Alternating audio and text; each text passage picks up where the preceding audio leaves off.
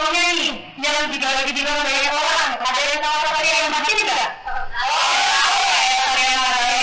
Yang dibilang itu ada kiblatnya Genji. Saya sebagai seorang Genji saya nggak terima dia sebagai kiblatnya Genji, karena apa ya, secara langsung itu apa ya, menggambarkan bahwa Genji itu sama meninggalkan sekali kita meninggalkan karya yang makin.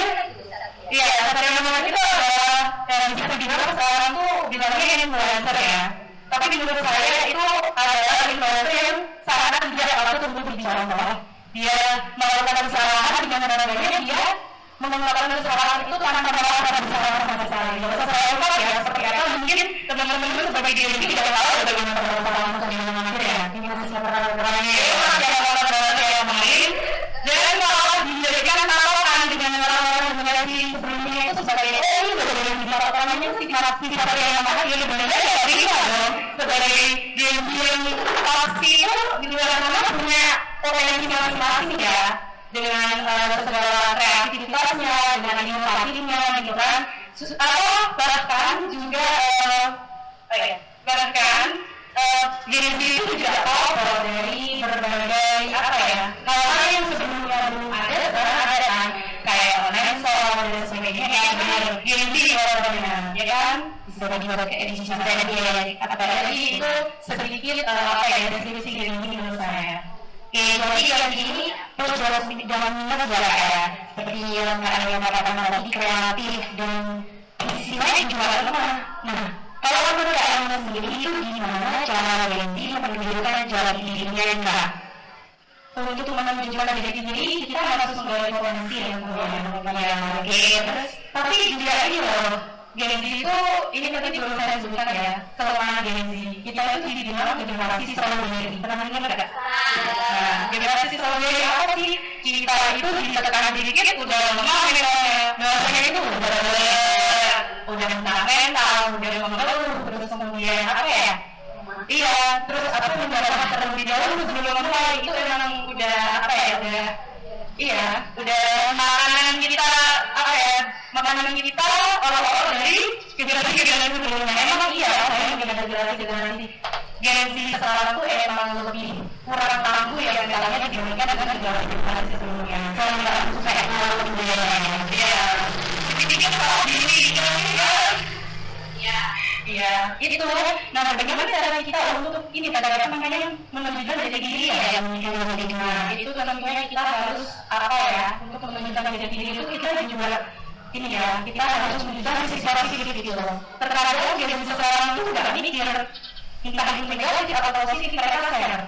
Gak hanya saya, gak kita hanya mengupload video atau yang lainnya, kita melek postingan, itu juga mempengaruhi orang mengenal jati diri kita. Kita apa ya, misalnya melek postingan yang nggak berfaedah ataupun melek postingan yang apa ya, udah tahu nggak bermanfaat tapi tetap ini loh, maksudnya decline gitu. Nah itu juga mempengaruhi orang ini mendeskripsikan jati diri kita. Jadi kita sebagai Genji yang ingin dikenal sebagai generasi yang positif harus banyak-banyak ini meng-up kebenaran. Jadi kayak seperti yang namanya tadi yang dinilai salah itu kita harus membalas meng-up dengan kebenaran. Nah, itu untuk menunjukkan jati diri kita. Kalau misalnya kita punya potensi di bidang musik, seni dan lain sebagainya, itu sebenarnya ini bisa banget kita apa ya? Jadi konten, terus kemudian kita saya rasakan itu inilah tidak mempromosi kalau organisasinya yang positif tidak apa-apa, tapi kalau lihat ini nah bisa menilai iya. Jadi poinnya ternyata sebagai diri itu harus menunjukkan jati diri kita. Nah ini kalau orang musik yang kita miliki teman-teman dari bawah kawan kita. Nah terus kayak ini gimana nih untuk membuat pengembangan potensi yang kita miliki sehingga kita bisa memaksimalkan dengan itu ya. Bagaimana cara kita mengembangkan potensi ya? Itu memaksimalkan ya. Nah pertama dalam mengembangkan potensi itu kita juga harus memperhatikan pertemanan. Benar ya. Jadi juga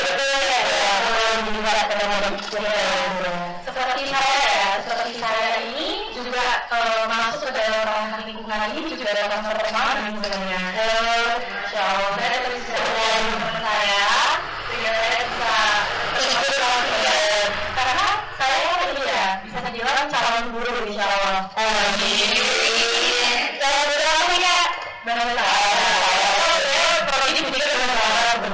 misalnya terlalu menegakkan kompetensi yang dimiliki seorang guru, maka kita harus punya kompetensi dalam kompetensi dasar yang harus dimiliki ya. Contohnya potensi komunikasi, percaya diri dan lain sebagainya. Nah, itu bagaimana cara kita mengembangkan potensi itu, makanya kita harus memiliki pertemanan yang positif bisa mendukung perkembangan potensi kita. Kemudian kita bisa ikut misalnya kayak seminar ataupun kegiatan yang bisa mendukung. Karena saya kan kebetulan sempat ya waktu PLT praktek itu praktek lingkungan pendidikan yang ada itu saya mengajar kelas 9 kebetulan mana enggak di salah satu yang ada di Jebol ya.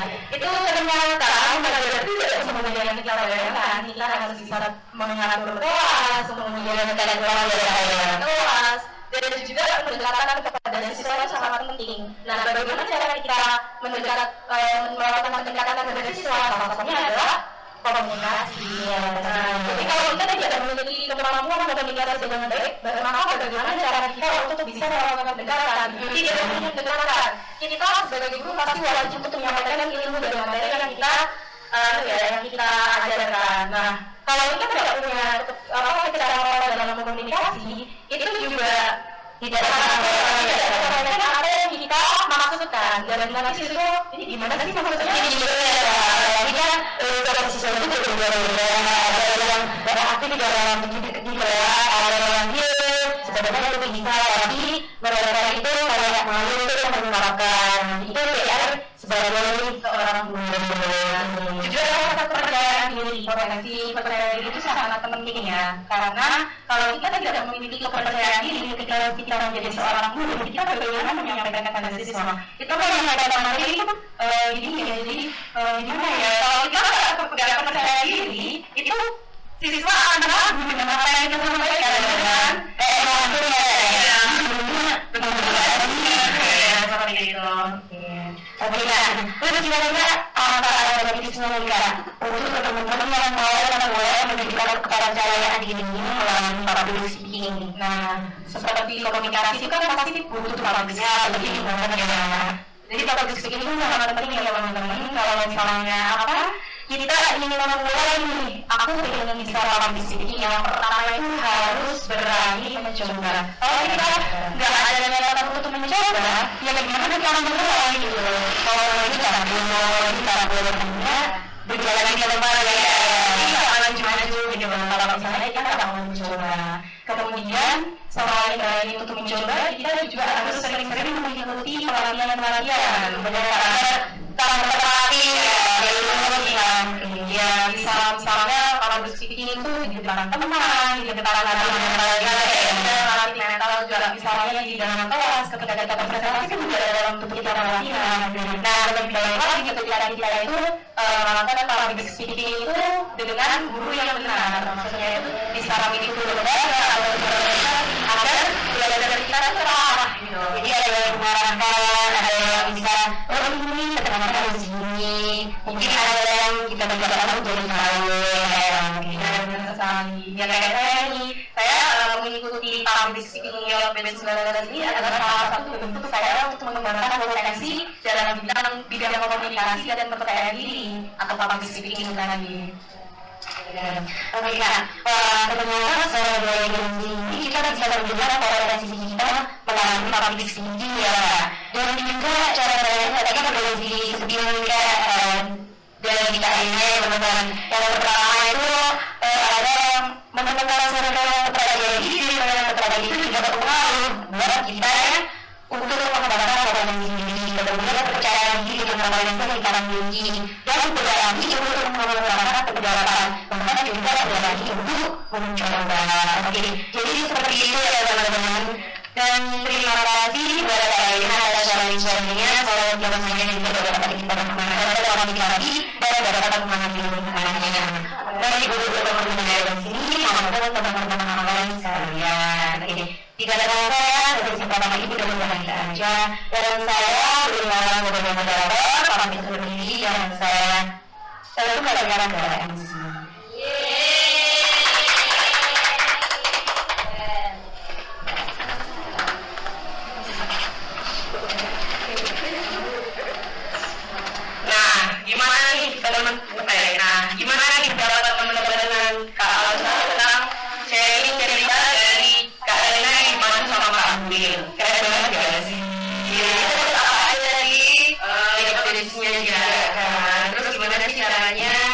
sebagai potensi, sebagai Gen-Z yang sekarang ya gitu ya.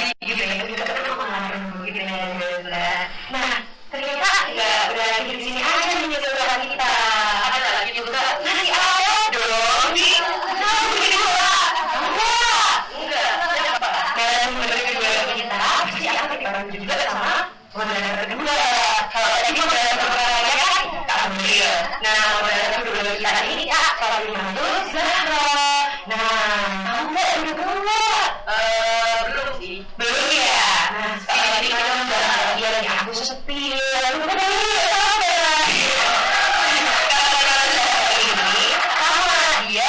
Sebagai juga produknya berikan bahasa Arab juga, cuma ada tingkatannya nyata Hulil sama Kak Reina gitu.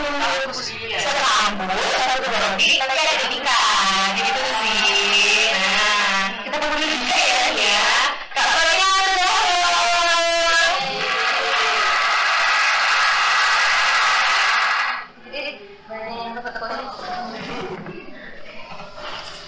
ya, dan sebelumnya terima kasih kepada Dansan dan Kak Alsa yang telah memperkenalkan saya di mendampingi talk show sesi kedua yang mana akan diisi dengan narasumber yang kedua yang nggak kalah lebih luar biasa lagi, lebih menarik lagi. Nah, sebelum kita panggil nih narasumber yang kita kedua, saya mau spill nih profil Kak Ayu Wadianingsih Agu merupakan founder Facebook Community serta mahasiswa Prodi Manajemen Informasi dan Kesehatan Politik dan manajemen politik year 19.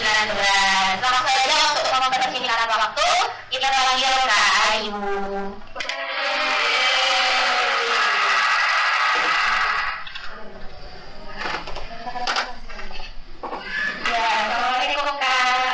Waalaikumsalam Kak Jana. Ya, gimana kabarnya Kak?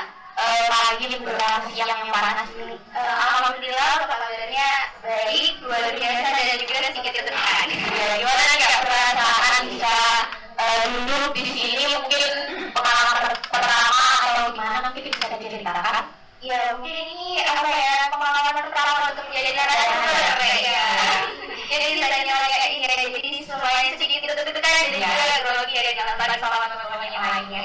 Ya, semoga aja teman-temannya bisa menyampaikannya dengan lancar ya. Ya, langsung saja di sini kan kita tadi kan sudah di-skill sama narasumber yang pertama yang luar biasa, jadi yang membagikan ilmunya serta tips-tips tentang valuable Gen Z public speaking. Nah, di sini mungkin kakak bisa cerita nih kesibukan kakak belakangan ini apa aja sih? Gitu. Mungkin sebelum awal menjelaskan kesibukan aku ya kepada teman-teman semuanya, jadi mungkin aku kenalan dulu ya sama teman-teman yang lebih kenal lagi. Ya, mungkin assalamualaikum warahmatullahi wabarakatuh. Waalaikumsalam warahmatullahi wabarakatuh. Oke, halo teman-teman, perkenalan nama aku Wadianingsih Agu, biasa dipanggil Ayu. Untuk aktivitasnya tadi mungkin udah di-spill sedikit ya sama Kak Jana bahwa aku sekarang adalah mahasiswi tepatnya di Politeknik Negeri Jember, jurusan kesehatan, program studi manajemen informasi kesehatan.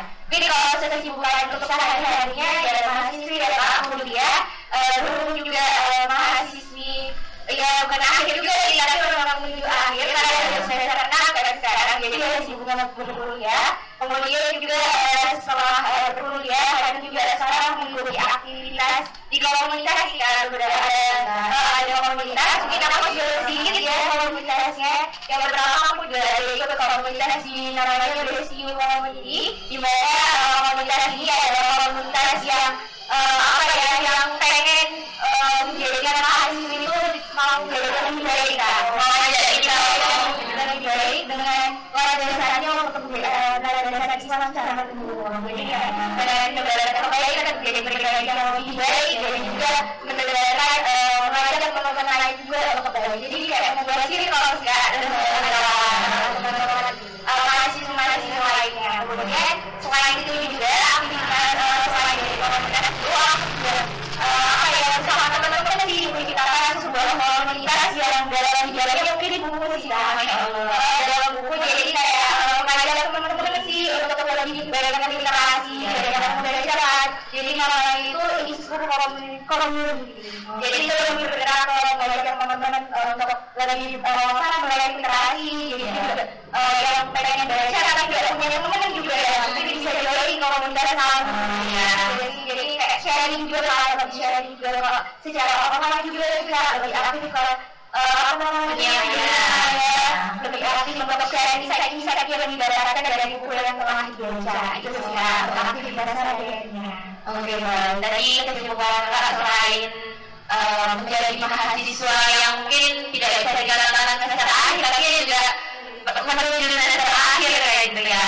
Nah, di situ juga beliau punya kesibukan, yakni ada beberapa komunitas yang satunya mungkin lebih menuju ke meriset informasi atau buku-buku yang mana teman-teman mungkin yang sulit atau yang punya rasa malas membaca mungkin bisa ikut komunitas ini ya, karena bisa meningkatkan daya baca yang lebih besar kayak gitu. Terus yang kedua ada namanya Bestiu Community, yang mana itu Bestiu Community ini lebih yaitu menyebarakan kebaikan. Jadi teman-teman itu di sini tuh mengajak kita untuk lebih mendalami agama Islam kayak gitu ya. Jadi entah nanti kita diajak di dunia maya ataupun di dunia nyata ataupun bisa dalam bentuk kajian ya. Benar ya. Tapi kayak itu jadi kayak nggak merasa kayak dia seperti dia lagi.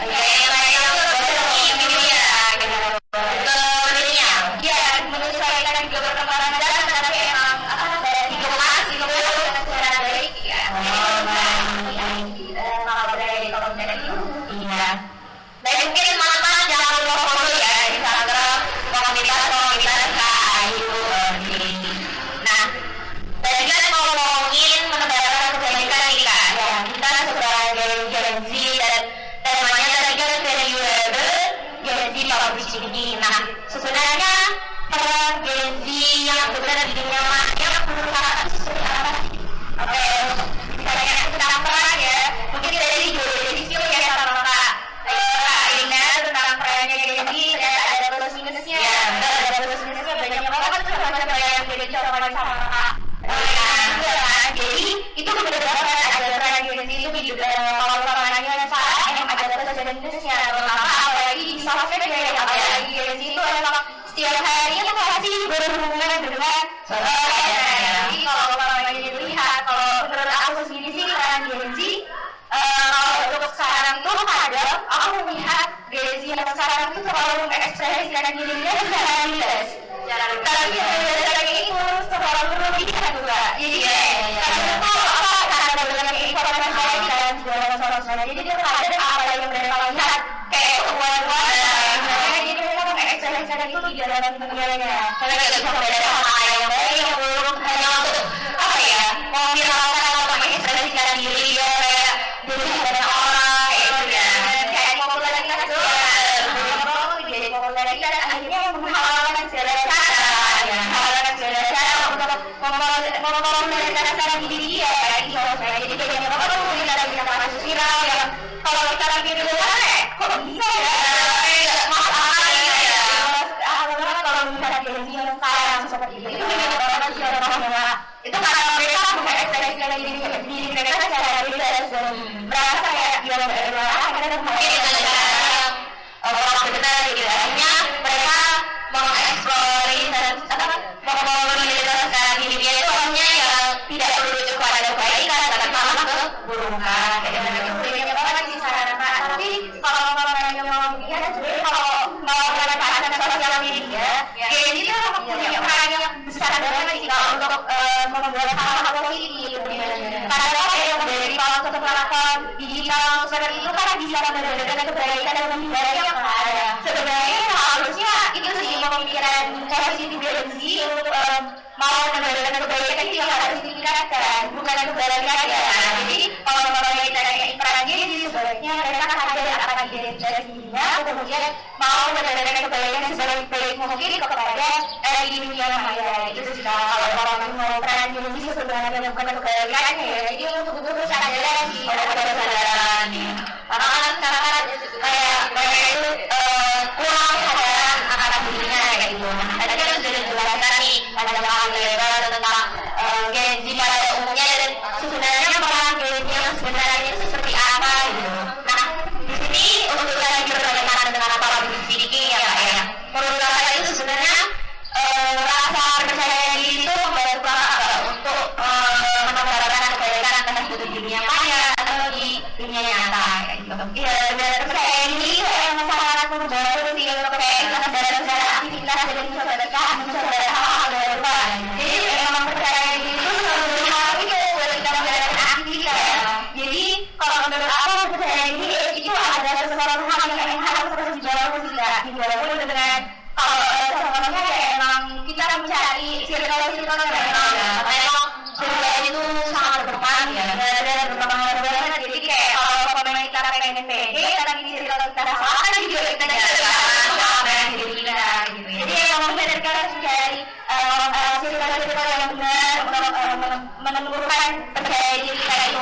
Salah satunya emang aku juga beberapa itu mengikuti komunitas dan mencoba mengikuti beberapa webinar juga kayak mungkin kayak ini juga menjadi content creator gitu-gitu kalau percaya diri kalau untuk tampil di depan sosmed dan juga depan umum kan. Terus juga mengikuti public speaking di sekarang ini kan. Jadi emang public speaking dan public speaking itu seberpengaruh itu untuk kita percaya diri juga ya. Soalnya kan kita public speaking gak ada percaya diri kan bisa jadi kan agak sampai sebenarnya kita mau ya. Jadi kayak emang public speaking juga adalah salah satu cara menumbuhkan percaya diri kita juga. Jadi emang public speaking seberpengaruh itu untuk menumbuhkan percaya diri. Jadi mungkin caranya kan sudah dijelaskan dari Kak Ayu. Nah, dari Kak Ayu sendiri mungkin ada langkah-langkah untuk mempertahankan rasa percaya diri itu di entah kita public speaking atau kita nanti akan diundang di acara-acara yang lebih besar kayak gitu. Oke, kalau dari aku sih tips yang pertama, kalau aku selalu ini tips yang aku terapin juga di pada diri itu sendiri. Yang pertama adalah niat. Niat ini berpengaruh banget. Niatnya kalau maksudnya kita mengadakan niat kayak buat apa?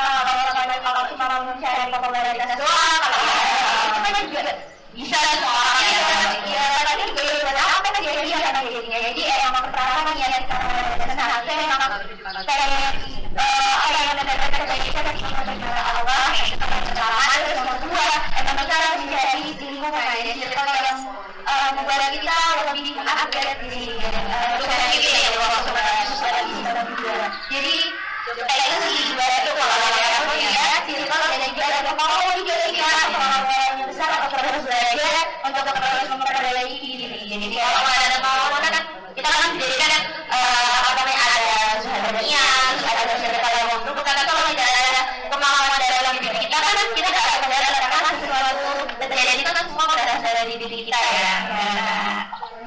Oke, jadi ada 3 langkah dari Kak Ayu. Yang pertama niat, karena semuanya itu berasal dari niat ya. Karena kalau kita niat dan itu semua sudah baik, pasti nanti akan bakal menjalannya dengan baik. Kedua, itu memang sebenarnya pengalaman itu ya circle dan lingkungan gitu. Jadi kita harus namanya pilih circle itu baik-baik kayak gitu ya kayak milah kayak gitu. Nah, yang ketiga yang paling penting adalah pengalaman kayak gitu. Ketika kita ada momen dan ada kayak gitu. Nah, kalau dari sendiri nih bagaimana?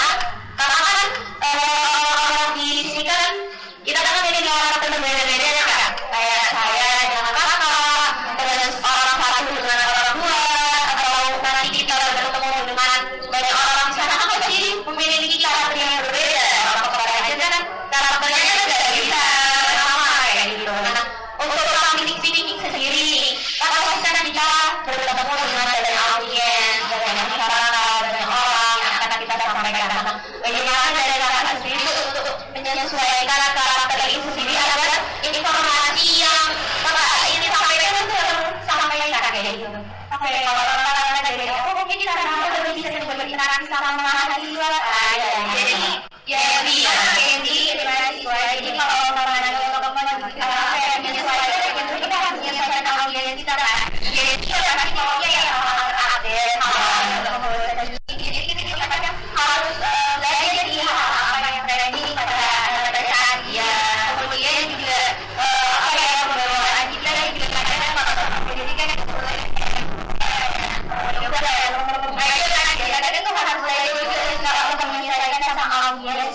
kalau apa yang kita sampaikan itu tetap sampaikan sama mereka.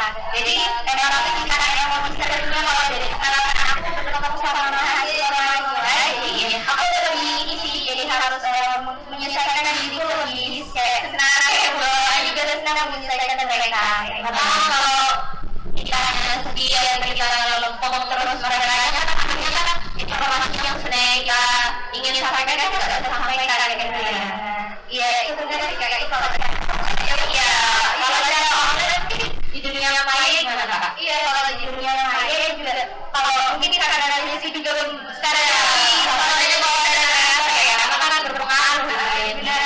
Jadi kalau ada di jadi itu kan kita juga ada teknologi di sana juga teknologi canggih ya. Ada juga ada apa video terus atau bisa sosialnya kita.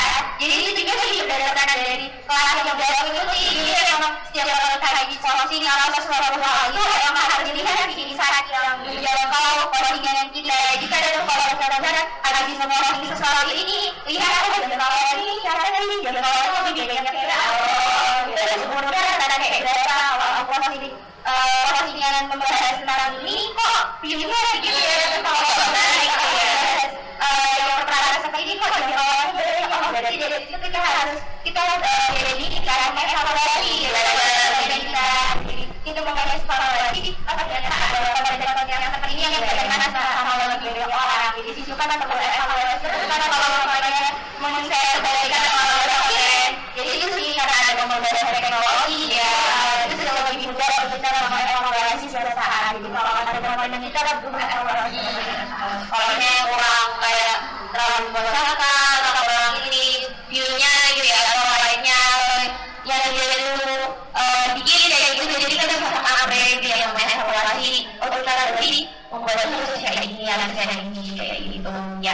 Nah yang terakhir kak menurut KKI sebenarnya kita ya karena saya kakak dan teman-teman juga ada di sini bagaimana sih cara mengekspresikan diri yang benar seperti apa sebagai kita dan sebagai agensi.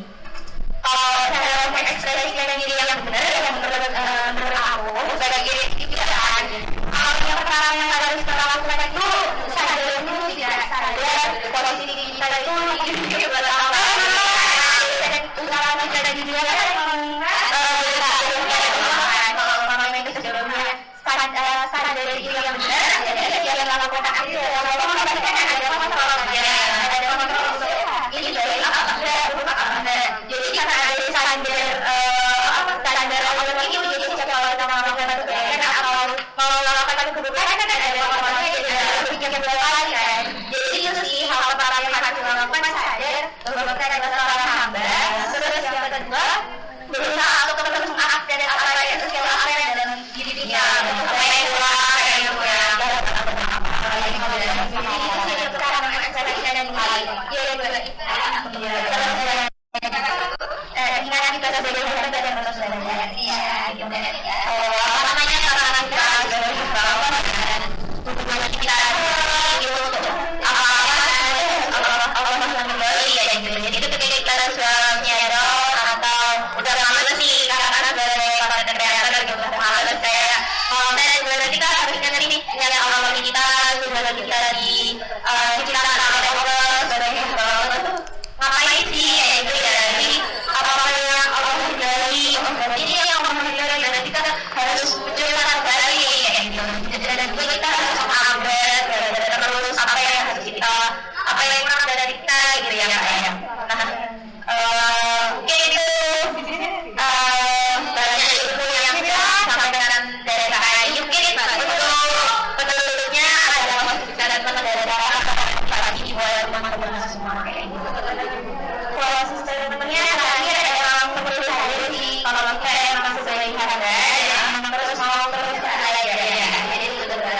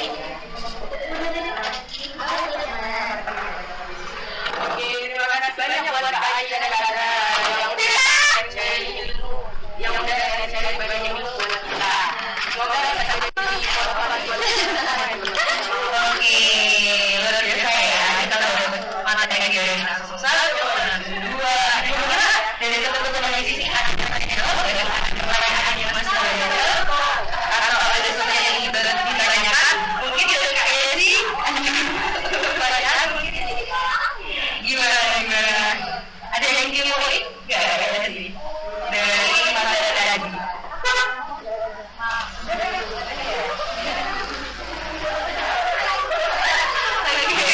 Iya, insya Allah udah semua ya teman-teman ya. Keren banget nih teman-teman ya udah tadi dari narasi satu dan juga dari narasi dua dan lengkap dengan bidangnya, dengan ceritanya dan juga teman-teman di sini juga udah narasinya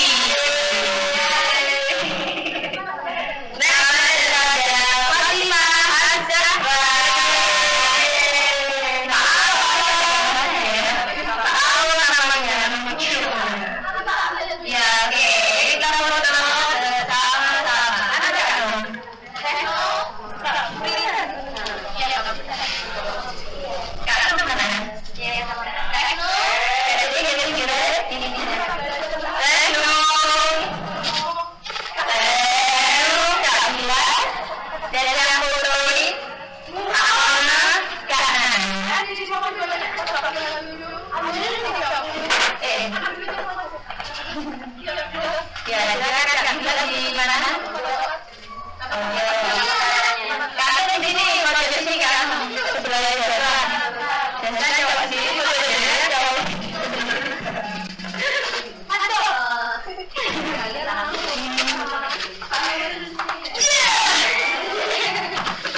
Nanti daripada pertama dulu, tapi ya. Ayo nonton di dulu aja.